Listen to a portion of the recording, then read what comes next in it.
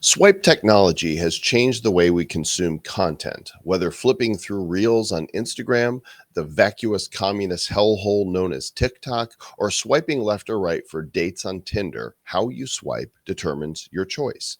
Today, we welcome one of the founders of Tinder and Bumble to the show to discuss how those apps have impacted our society, as well as to introduce a new Web3 social app designed to empower users. You're already listening to the show, so pick somewhere in the air and swipe right to keep listening to episode number 642 of the Bad Crypto Podcast. 5, 4, 3, 2, 1, 0, ignition. Who's bad?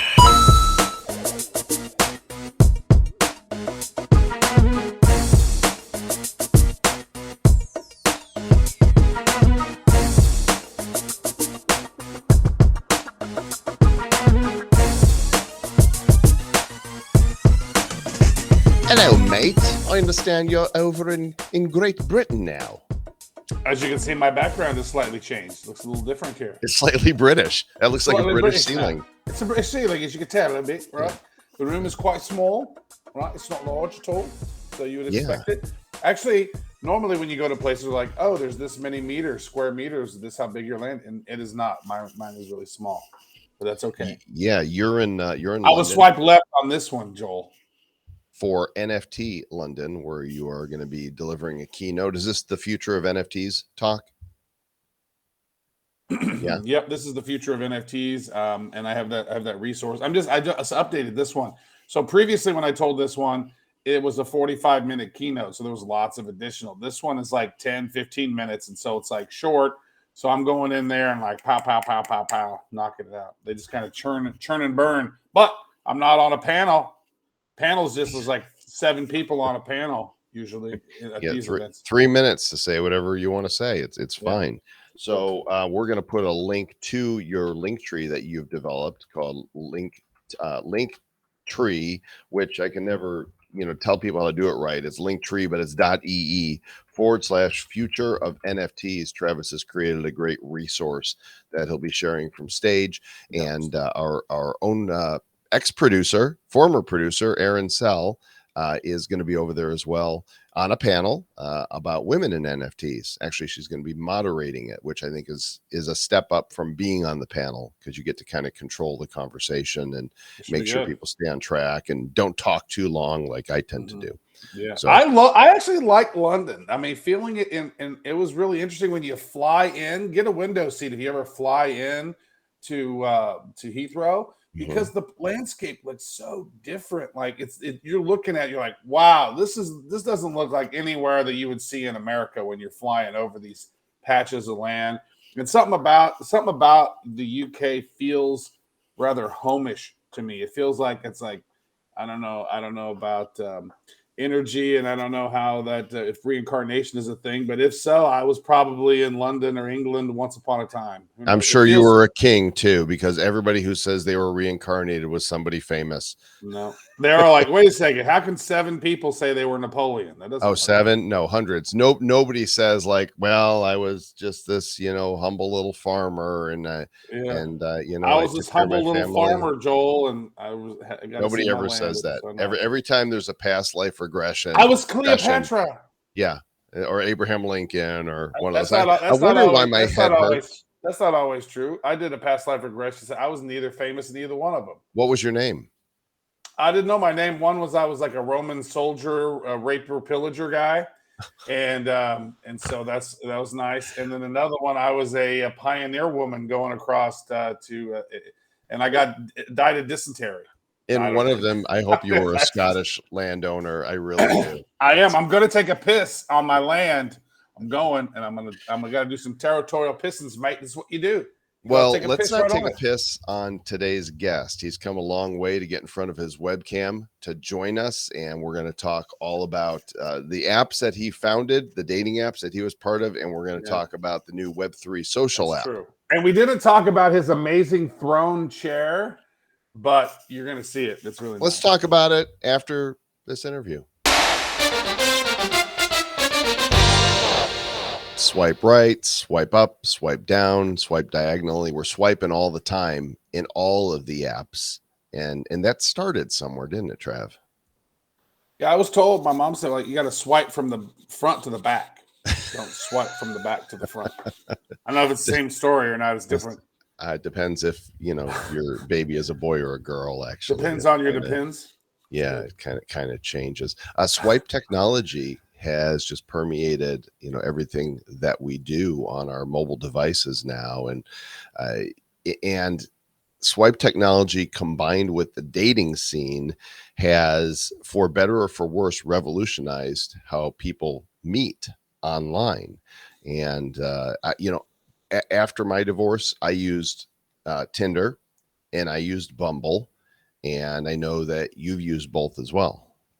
I've met amazing people using Tinder. I've not met anyone amazing using Bumble, I've noticed, because I think for Bumble, the women have to initiate the conversation in Bumble. And I think most women have a much higher opinion of themselves, probably, when they're using Bumble than they're using other apps. Like, oh, no, I only deserve a 10 out of 10 who's worth at least $40 million. And so I think that's what they think when they're on. Well, Bumble. you're an 11 and you're worth at least $40. So that's something. I guess. I don't know. I don't know. So, it's fun though. It's definitely some interesting stuff. And this will be a good conversation today. Yeah, we actually have with us today one of the co-founders of Tinder and Bumble, as well as the CEO and co-founder of a new Web3 social media platform. His name is Christopher Gulczynski, and I think I got his name right. Chris, welcome to Bad Crypto. Hi, nice to be here. Yeah, man. So let's start with this. I remember, I'm old enough to remember a site called Hot or Not. Mm-hmm. And it was, one of the early sites where people could take a poll to decide if somebody was hot, good looking, or not. And they would rank them from 1 to 10. Now, I don't know if they didn't have swipe tech. That was swipe technology then, right? You would go from one to the next. You just click and it would go to the next. You would just click. So was that the inspiration for Tinder? Was that kind of like, hey, this is the next level of this? Let's not just let people judge others, but let's let them judge each other and maybe connect. No, it wasn't really like the next iteration of anything. It was just kind of a unique solution to, I think, of a set of problems that we just wanted to show people around you in like a geographic location that wanted to either flirt or date or whatever the thing was, or hook up. But it was just kind of like that's kind of what's that? Sorry, or hook up. I mean, that's kind of like whatever people want. Yeah. So yeah, it wasn't really based on anything. It was just, like I said, kind of a new solution. Like, I didn't look at a lot of other dating apps or whatever when we were doing Tinder. So what was the original sort of inspiration when you're like, I mean, was you single at the time? And how has your relationship sort of impacted the apps that you've been on? Because you got to have somebody who's super not jealous at all. Be like, wait a second, you're over there working at Tinder, getting all the girls on you, swiping on you. Like, how do you deal with that from a relationship aspect? No, I was with someone that did the same thing, that was a designer as well. So she actually worked with me at both Tinder and Bumble. So it was kind of easy that way. No, I don't know. It was I don't know. It's weird working with your partner too. That's like a whole other thing too. That's a whole other bucket of fish. Yeah. So no, I was always with the person when I was. Oh, that's good. So gotcha. Yeah. So you didn't get to experience the fruits of your labor, so to speak, in one way. No, not until afterward. Yeah, till a crazy breakup, and then whatever. Yeah, no, Tinder was just a side project. Actually, the four of us were working on something called Cardify, and it was like a rewards loyalty program. But we were capturing like credit card data, so Apple was being like really like meticulous about going through the code. So we had like 2 weeks in this approval process where we had just nothing to work on. So Sean, the CEO, and Joe, the back end server architecture guy, pitched the idea that they did at a hackathon like a couple of weeks before, and won, and it was like called Matchbox. But since it was all funded by IC, who own Match.com, they're like, well, if you're going to do it, you got to find a different name. So that's where Tinder came from. Well, there are certainly critics out there with probably a lot of anecdotal data to back it up that would say that Tinder and Bumble and the apps like that have really just kind of killed romance because people don't have a chance to meet organically anymore. They just look at pictures and go, yeah, I'd like to, meet that person, or I wouldn't. There's that's shallow and there's no depth. What do you say to those critics? People kind of meet the way people kind of want to meet. If people didn't want to meet that way, they wouldn't do it. So there was obviously like a cultural acceptance of it and adoption. So like I said, if people didn't want to explore that or do that, I guess they wouldn't have. And it wasn't really like our intention to, create hookup culture or whatever. Like a product really takes on a life of its own once it's kind of out of the creator's hands. Like I said, it was just supposed to be kind of like a light flirting kind of, get to know people around you kind of thing. Obviously people do what they do. Well, I guess in the follow-up there is, when you look back at that, had you seen what was coming, would you have done anything differently?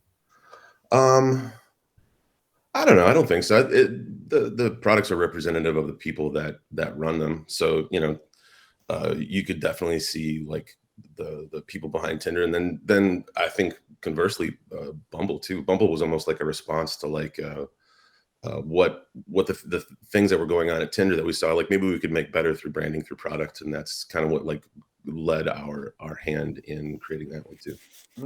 I'd say this, Joel, is that most likely, people back in the day, there was a certain stigma about meeting someone online. Oh, you met him online? Oh, God. It's like you didn't want to admit that you were on a dating app, right? The Nerd. was zero.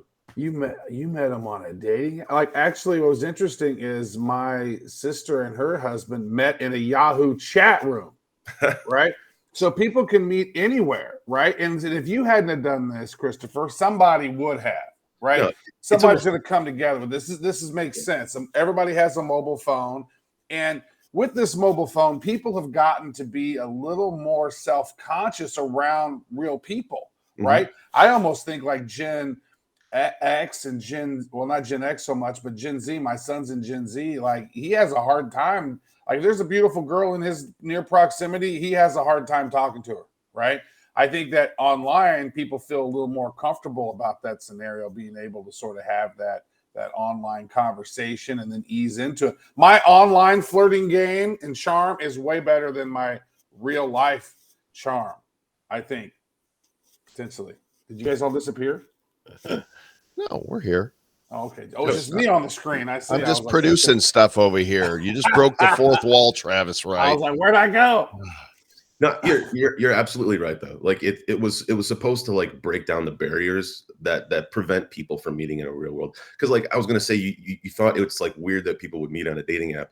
Now it's almost weird if you don't meet on a dating app. But people come up to you in real life, you're like, what are you doing, weirdo? Like, find me on some like whatever. I tried that one time. I was like, all right, this girl's really cute. I got to go say something to her. And I went up and I said something. And then she was like, what? What'd you say? And I was like, oh, you had your earphone. Oh, never mind. Take care. Yeah. No, I get you. So yeah, it was just supposed to help people with that, right? I think it was just an ultimate response of like, I want an easier way to like to have that first line or to have that first, barrier. And now we're connected. So the whole point of it was making connections easier. I remember for me when I was dealing with it, it was, let's see, left is no, right was yes. Is that correct? Yeah. So it was like, nope, nope, nope, nope, nope, nope, nope, nope, nope, nope, no, hell no. Wow, you're so picky. Everybody else is like, yes. Yes. Most guys are like super like, yes, just like that. And like very, very few no's. Yeah, see, I was like, just no, hell no, not in a million years, no, maybe. There wasn't like a maybe, so maybe then I would go, all right, if it's a maybe from the get-go, it's probably a no. But I remember playing a game one time, I think I was in Boston for a conference, and I decided to play Tinder roulette, where I wasn't even looking at the phone as I was walking. I was just with my thumb, just hitting right and everything, just to see. And I counted how many. And this is like, all right, I must need my ego boosted or something, because I counted how many times, like like a little clicker there on my belt as I was swiping. And then later I would look to see how many people reached out to me, and of course, the significant relationships I've had in my life have come from meeting people IRL. It was fun to play with the apps, but I got to wonder how we have transformed how people meet, and is romance dead now? I don't think it ties into romance at all, Joel, because I've met some amazing people on Tinder. One that I'm still connected with to this day. Actually, I'm connected with a few of them, but one that I'm still dating. And this it has nothing to do with romance. Romance is all inside you and how you continue to swoon. But I think I met some girls in Russia and Ukraine that I would have never have met otherwise, because I put my Tinder pin in certain places and I'm like, I know I'm going to go to Ukraine. I know I want to connect. And then I meet, I'm like, whoa, this girl's awesome. I got to see, are you funny? Are you interesting? Are you intellectual as well as cute? Because cute, you're Eastern Europe, you're going to mostly be cute. But do you have this? Do you have that? Yeah. And if you have those, then that sort of opens up the door for other things, I think. You're swooning, though? That's what's happening over there? I just wanted to check. Depends on the girl, I guess. Okay. Good to know. Some could be super swoony. Whoa. Can't believe this chick swiped. Yeah, I can't believe this chick swiped right on me. What? I think you're commenting on romance, though. It's like, what's your intention? Are you intending to be romantic and trying to like communicate your romantic feelings through the app? Like, I don't know, like maybe there's other places for that, like eHarmony, like the old guy used to get on and like at eHarmony.com. Like that was the creepiest thing. eHarmony for the old people. Remember that? Yeah, I do remember that. Was that guy to like set you up with a date. Oh, that's like the creepiest thing in the whole world. You're gonna love this girl I'm gonna hook you up with based on your harmonizational scores. But there's levels for everybody. There's levels for everybody. I was like, why is this dude advertising this? I am a psychologist and I think this girl's sexy for you. Like, whoa, dude, chill down, bro. Yeah. I'm sure females were just as excited about him as well. So but it's for a certain thing. That's for a certain crowd that wants to find a certain thing, right? And like that's the mode that they want to take. And it's very different for different people that have different intentions too. So something for everybody. All right, well, let's move on, because you moved on from there. When did you leave the companies? 2013 or like maybe December of 2012. So I was there for since March of 2011. Okay, and now when did you discover the crypto, blockchain, and Web3 world? I had kind of been curious about all of that, like during Tinder, because it had this like initial run up where I think it ran up to like maybe $1,100, $1,200, and some of the other co-founders were buying into it, talking about it. And I was very skeptical. I didn't know anything about Web3, or I don't even think there was Web3. $1,100, $1,200. You're talking about Bitcoin? Bitcoin, yeah. And then it immediately sank back down to whatever it was. And either you cashed out and you made a little bit of money, or everybody lost everything, which is mostly the people that I knew just wrote it up and they wrote it back down. So I just kind of casually kept my eye on it. When I was living in London doing Bumble, I was like constantly watching the price, and I got in my head, like, I'm just going to put a couple $1,000s into it. But my partner had talked me out of it, and I was like, whatever. I wish I would have sunk it in now. I think it was around $200 or $220 a coin back then. Dope. Yeah, right. Oops. Grab 10 of them for a couple grand and let it roll. Wow. Yep. So, but no, I casually invest. I don't have like a ton in crypto. It's just more of like a see where it goes kind of thing, because I think a lot of it's just speculation now, or was, right? Maybe crypto winter drove off all the speculation, but. So the new site that you're working on, depending upon how you pronounce the word, is either niche.club or niche.club. I think that you get as many variants on that as you do often and often, which kind of pisses me off, because I thought if it was niche, then I had a book title in it about finding your niche and call it A Niche You Can Scratch. But then some people would read that like a niche you can scratch. What is that? That doesn't make any sense. So That's funny. so that didn't happen. So tell us what this site is all about. Well, this is just the sign up for the beta. What's behind all this is a new reimagined take on social platforms that group people by shared interests, background, things that drive like identity, and then puts those people into members only clubs that are actually owned by the people in there. They own the value of the network. They own they have agency in what goes on because it's self-governed. All these groups are modeled as DAOs, DAOs, decentralized autonomous organizations. So you hold an NFT to get into the community, and then you can vote on things that go on, set up events, raise money. It's got a built-in marketplace for commerce. Yeah, and you own all your data too. So right now, if I leave Facebook, I got to leave everything I've built behind. But if you leave here, I mean, everything that you have comes with you. You can take it to some other thing. You have agency. That the whole point of Web3, I think, is decentralized ownership and autonomy, democratization. So this is really interesting to me, and I'm looking at it. So I haven't seen the app yet, but I've seen going through the website and looking at it. So the idea of being able to, you're talking about building communities instead of audiences. Mm-hmm. I would almost go that next level. There's a great book out there called The Network State. Have you heard of it? It sounds familiar. Yeah, I haven't read it though. Take a look at it. The whole book's online, thenetworkstate.com, but you can also buy the book or you can read it online. He talks about taking it beyond community into a collective, right? And so this is maybe that next level of community where it seems like you're connecting people. And I pull it up and it says Kansas City NFT or Kansas City. Like, I don't know how it knows. I'm originally from Kansas City, and it's popping all those different places up. So there's going to be all kinds of communities in here. And so if I'm in a community and I'm like, all right, I'm joining the Kansas City Tarot Club that had just popped up, what do I see then?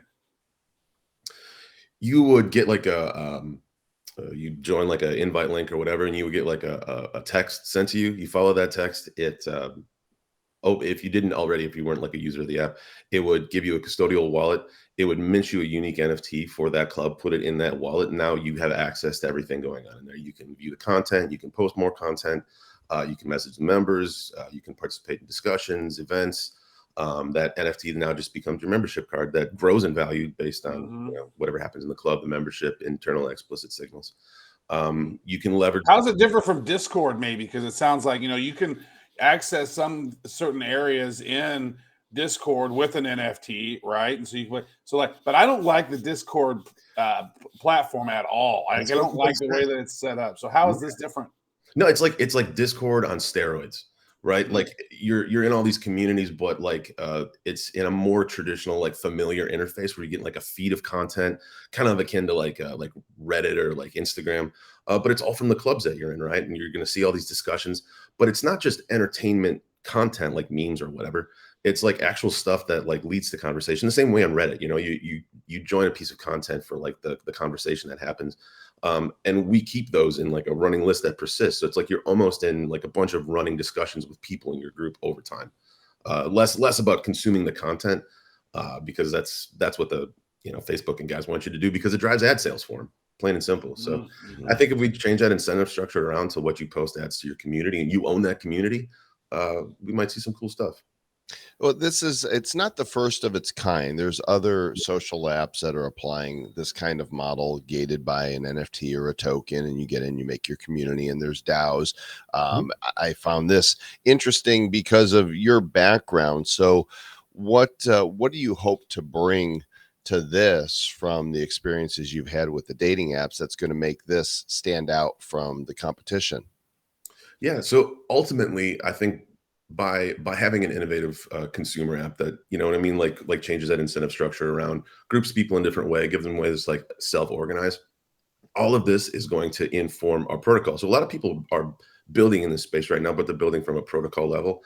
I think our kind of like differentiator is we're building from the consumer app first. And that comes from experience with like Tinder and Bumble, being in the Web2 space, understanding how to like validate product market fit, build networks, all that kind of stuff, marketing, branding, how it all influences consumer social.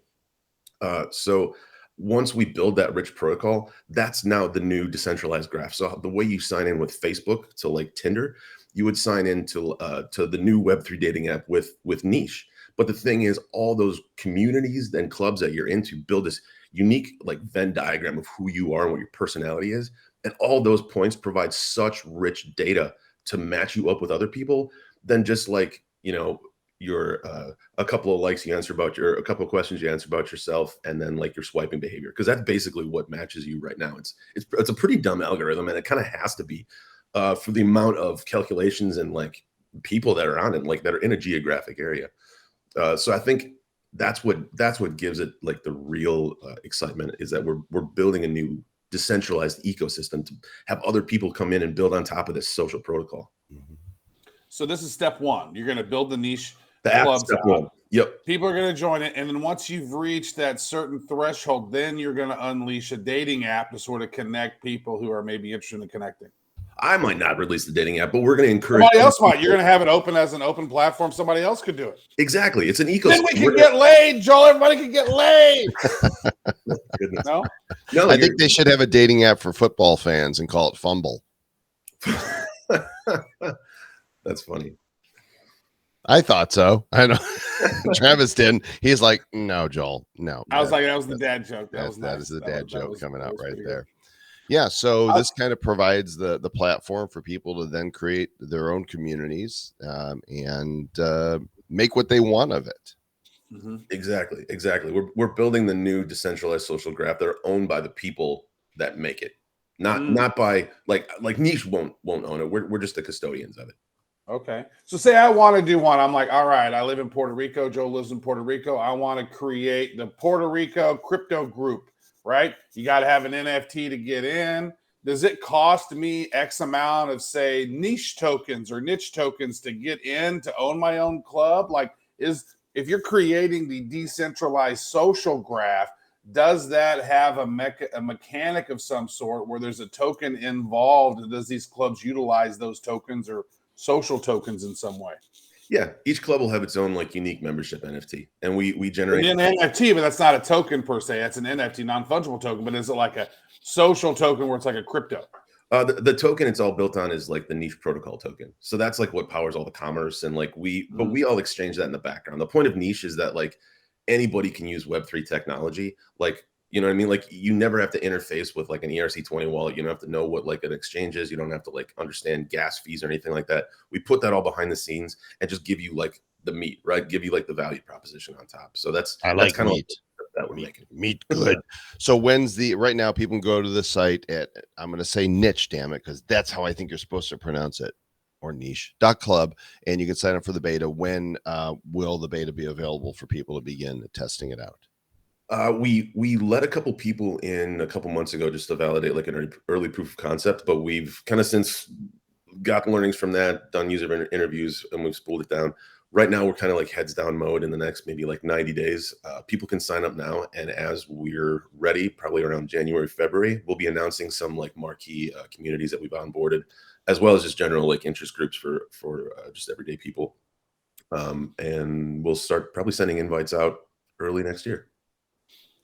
I'm looking forward to seeing this because I think there could be some really fun stuff. And I think that if you do it with the niche token correctly and allow people to set up the right groups, then you know who people are. And it's like, that's one thing I don't like about Reddit. And I think Joel's the same way, is that you don't really vote on who becomes the head of those particular communities. Then you end up getting moderators in there that start canceling stuff that they don't want. Like they think they're gods.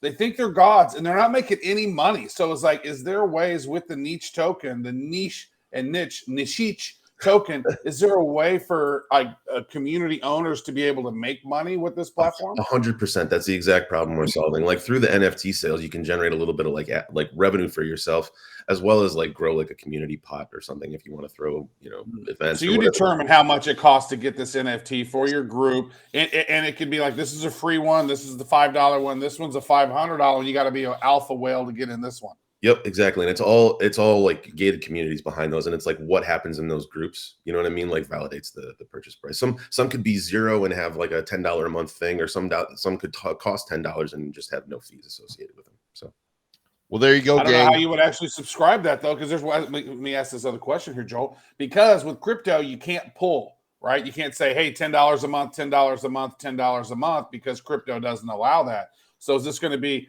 crypto related and credit card related? So you don't have to have crypto to be able to pay these fees? It's all in the smart contract. So when you buy the membership NFT, that smart contract could say there's like a percentage like due every month, or there's a fixed dollar amount, or there's like I mean, artists do it now with like royalties. Every time it's sold, they get paid the royalty, or like over time, you have to like renew your ownership of that NFT. So it's all in the smart contracts. But in the smart contract, don't you need to approve every transaction? Or are you basically saying, hey, I'm giving you permission to pull from my wallet, just like you would with a PayPal or auto billing from your ACH? Yeah, I mean, like we're kind of pioneers in like the space too, so I feel like we can set a lot of precedent here. It's a mutually agreed upon contract between two different parties, right? So I feel like that's kind of open for interpretation right now. All right, well, Chris, thanks for coming on today and sharing with us. And I know we've both applied for the beta, even though we are alphas. But let us in, and we'll knock it around a little bit, kick the tires, and see how it goes. Hell yeah, we love you. And coming out the other side of the interview, kind of like corn, because it always shows up a second time. Yeah, he did have an interesting throne there, didn't he? He did. It was nice. You know, this dude's done it before. Like you hear that interview and he goes, wow, we didn't even really plan on doing Tinder. That kind of reminds me of Twitter. Twitter was not really planned to be Twitter. Twitter was a side little project, right? They were doing Odeo, and then it turned into Twitter. And he says that we were building Cardify, we were building this card app, and we had this 2 weeks waiting on Apple, and boom, we decided to create Tinder. And then Tinder got acquired, and then he did Bumble, and I believe Bumble got acquired. And now here he is creating a social platform protocol for communities and potentially collectives to do stuff through the gated NFT. I would say if somebody's going to do something right in this space, it's somebody who's already done something already. And this right here could be a winner. Yeah, we're going to keep our eye on him. This is not a sponsored interview, just so you guys know. Nobody got paid, compensated, or received any other benefit other than the privilege of speaking with the gentleman. So we didn't get no ditch tokens. I want my nits, bitch. Where's my nits? You got nothing, and you'll like it. That's good. Yeah, we had a good interview. We talked to an interesting dude. It's niche. It's niche, beach. Thanks for listening and or watching. Please do share with others. We might be in a bear market, but we have weathered. Now, this is our second bear market. And the first time around, there was a lot of other shows that just dropped off. They're like, oh, we're in a bad market. Crypto's gone. We're going to not do the show anymore. And then, of course, when crypto goes back up, the opportunities come out of the woodwork. We're in this for the technology. We're in this for the future of finance. We're in this for liberty and freedom. And we're in it because it's fun. We like it. We love being on this journey together, and we love sharing it with you guys. Yeah, when we started the show back in 2017, I was thinking about that. I mean, there was not many, a handful of podcasts, crypto podcasts, right? Yeah. And then maybe there was like 6 or 7, but I think some of them were kind of dead. They hadn't done anything in a long time whenever we started. And I think we were definitely the funnest one, the most friendly and edutaining. But we don't go into the charts. We don't ever do any of that stuff, but we keep it fun. And we want to talk to awesome people who are building great stuff. And that's what we've always done. That's one thing that drives our curiosity is we want to learn more. We don't know it all. We're trying to figure it all out. And you're here with us on the journey, and we appreciate you. Thanks for coming on the journey. And we encourage you to stick around. You never know what's coming next. Well, another episode will be next. And you also know that we're going to end the show. And what are we going to say? We're going to say back.